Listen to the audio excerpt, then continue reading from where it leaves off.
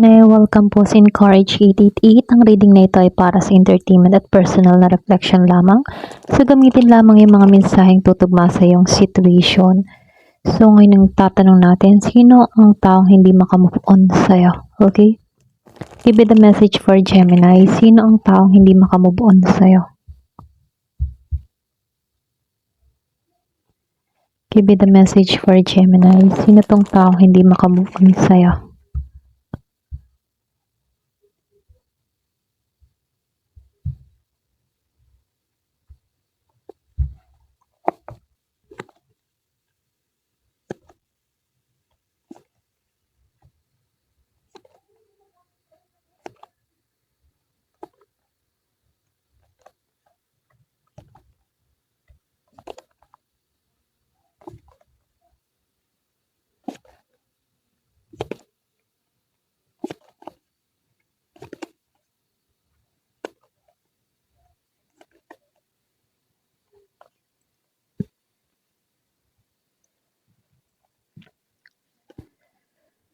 So, dito, Gemini, lumabas si Ten of Cups and the Ace of Pentacles.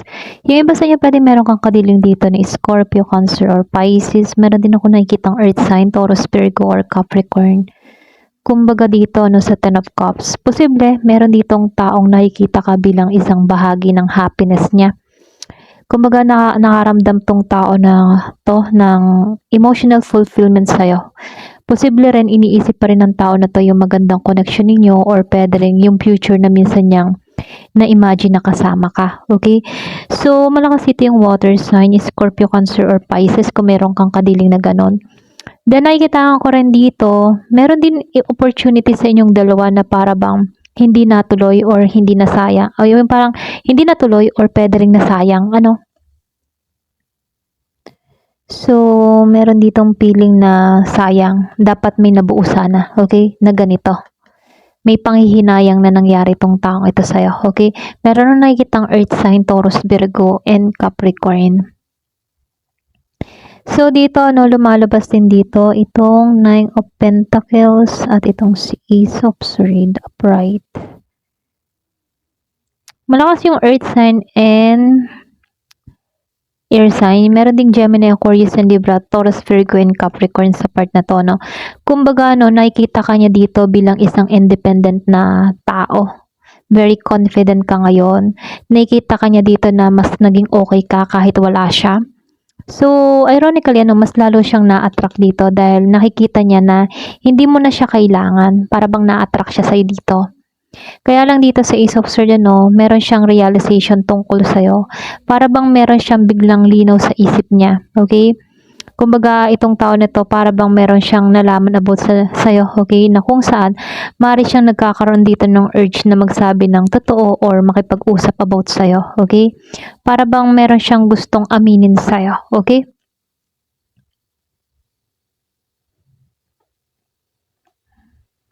So, lumabas ang Two of Wands and the Emperor. Yung iba sa inyo malakas dito, Aries energy. Kung meron kang kadiling na Aries, meron din ako nakikitang fire sign, Leo, and Sagittarius, pero malakas yung Aries. So, nakikitaan ko dito, hindi niya alam kung paano ba lalapit sa'yo.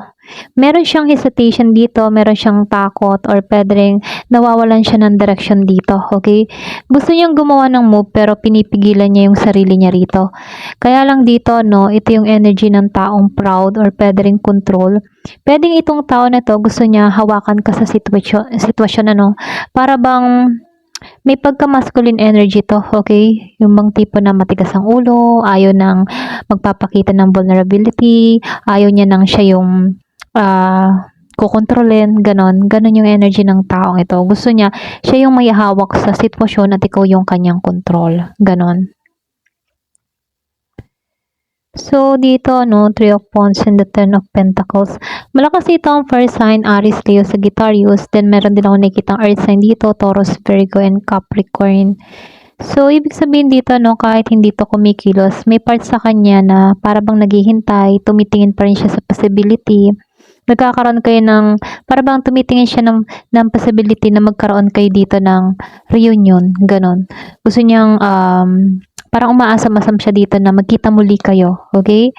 Kaya lang dito, no, lumalabas malakas to. Pwedeng, meron tong potential na nakikita sa'yo. Meron siyang nakikita sa'yo like this, na parang pang-family, ganon. Or nakikita ka niya dito na pang serious, pang long term, or stable yung connection. Okay? Para bang nakikita niya dito na hindi ka magloloko, ganon. Hindi lang siya simpleng attraction, ano, pero nakikitaan ko dito, malaki talaga yung hatak mo sa taong ito. Okay? Para bang ramdam niya dito na magiging maayos siya kapag kasama mo siya. Ganon. Or kasama ka niya. Okay? Ito lang yung nakikita ko dito. Okay? So, nakikitaan ko rin dito, no, lumabas itong si Page of Wands. Then, si the Full Reverse. Iba sa inyo pwedeng fire sign to, Aries, Leo, Sagittarius. Dito, no, meron akong nakikitang Earth sign, Taurus, Virgo, and Capricorn. Meron ding Aries, Leo, Sagittarius dito. So, dito, no, nakikitaan ko dito. Gusto niya mag-message dito. Yung iba sa inyo, gusto niyang gumawa ng maliit na approach sa'yo. Pero naudlot, maaaring may pagka-immature pa rin tong tao na to. Gusto ng tao na to na para bang yung bigla ang susulpot, alam mo yun, tapos bigla ring nawawala. Ganon yung energy niya dito. Para bang urong sulong. Kaya dito sa The Fool, ano, may part sa kanya na para bang gusto niya magsimula ulit sa'yo, para bang walang nangyari na issue sa inyong dalawa. Ganon. Para bang gusto niya susulpot siya sa buhay mo na parang walang nangyari. Okay? Fresh start energy. Maaari siya magkaroon ng pagiging impulsive, ano. Kaya lang, posible, ano, yung bang tipo na gusto ng tao na to na gumawa ng impulsive move sa'yo. Ganon. Kaya niya. Ito lang nakikita ko. Kaya niyang gumawa ng ganun sa'yo. Kasi may pagka-immature yung taong ito eh. Bigla susulpot na lang sa buhay mo na parang wala lang. Okay? So, nasa sa'yo yung decision, ano, kung tatanggapin mo to. So, nakikitaan ko dito, ano, lumabas itong si Four of Wands and the Magician dito. Malakas yung fire sign, Aries, Leo, Sagittarius. Iba sa inyo, pwede meron kang kadiling na ganito, no? So, malakas yung desire niya dito na gumawa ng paraan. Pero, alam mo yun, nakikitaan ko dito na itong tao na to, meron siyang paniniwala, ano, na pakaramdam niya, kaya niyang maibalik ka sa kanya. Alam mo yun, ganun. Malakas yung confident niya dito. Meron din itong mga sekretong plano kung paano ka lalapitan. Para bang kuha niya na yung galaw mo or kuha niya yung parang kilatis na kilatis ka niya, alam mo yun? Kuha niya yung kahinaan mo. Okay, alam ng tao na to yung kahinaan mo. Ganon. So, lumalabas, ano, nakikitaan ko dito. Merong separation na nangyari sa inyo ng taong ito. Okay? May instability connection na nangyari sa inyo. Hindi kayo nagkaayos or hindi naging maayos yung relationship nyo, yung situation nyo dito. Hindi naging settled, ano. Para bang may harang pa rin sa inyong dalawa. Pwedeng may mga kontra, merong ayos sa connection ninyo, or pwede rin may mga taong involved, okay? So, dito, no, nakikitaan ko dito, 7 of Cups, Pride, and the Justice. So, malakas dito yung Libra energy, then nakikitaan ko dito yung Water energy, Scorpio, Cancer, and Pisces, ano. So, dito, no, nakikitaan ko dito, marami tong iniisip sa kanyang utak. Alam mo yun? Kumbaga, ini-imagine niya dito yung iba't ibang senaryo tungkol sa'yo. Okay? Ang problema nga lang sa tao nito, masyado siyang overthinking. Okay? Mahilig mag-fantasize, mag-imagine, ganun. Kumbaga, hindi siya gumagawa ng action. Pulos ini-imagine ka, ganun. Pinapantasize ka, ganyan. So, lumalabas din dito, pero may guilt to Para bang meron tong feeling na hindi siya naging patas sa'yo dito, okay? Lalo-lalo na sa sitwasyon ninyo. Posible ayaw nitong gumawa or magdesisyon ng hindi tama, parang ganun. Kumbaga itong tao na to, para bang nag-aalanganin, alam mo yun? Kumbaga, meron tong napag-iisip-isip na para bang kailangan maging patas na ako. Okay? Pwedeng kinarma kaya nagiging ganito, okay? Alam niyang hindi siya naging patas sa inyo. Alam niyang hindi siya naging patas sa inyong connection. Okay? Ganon yung energy ng taong ito. So, lumabas ang Temperance and Judgment. Malakas dito yung Sagittarius energy. Okay? So, nakikitaan ko lang dito, hindi ito tuluyang bumibitaw eh. Ito lang nakikita ko, no? Para bang meron pa rin siyang mga possibility ng reconciliation about sa'yo. Alam mo yun, parang gusto pa rin ng tao na 'to na makita ka, masilayan ka, gano'n.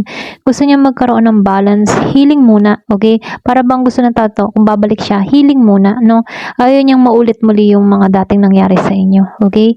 Patient yung energy ng tao na 'to, para bang ayaw niyang sumuko, gano'n, okay? Kaya lang dito sa Judgment Reverse, ano, ito kasi yung pinakamalakas na clue. Alam mo yun kung bakit? Kasi kahit hindi siya na kung bakit itong tao na 'to hindi maka-move on sa'yo kasi meron siyang, unresolved issue sa inyong dalawa in the past. Para bang hindi pa kayo tapos, okay?